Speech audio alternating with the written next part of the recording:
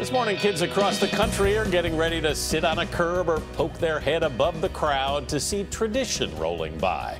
But one man's determined to make sure the end of a parade doesn't mean the end of the line for parade floats. He takes Chip Reid on a ride through time.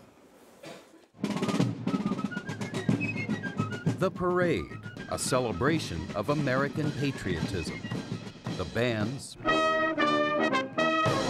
cheering, and the star of the show, the floats. Oh, and I love this float. Here in Washington, the man responsible for creating and crafting floats for the country's biggest political parade for the last 65 years is Earl Hargrove. We've done all the presidential inaugurals since Truman, 1949.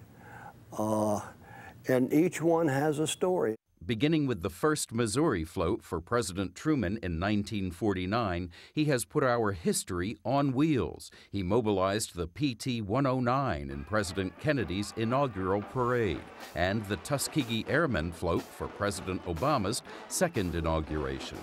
President Reagan, for his first inauguration, asked Hargrove to find room for 300 members of the Mormon Tabernacle Choir.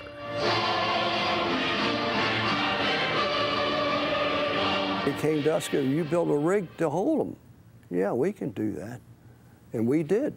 Nestled in the hills of Virginia's Shenandoah Valley, Hargrove's memories are on display at the American Celebration on Parade. Everything in here has something to do with Americana.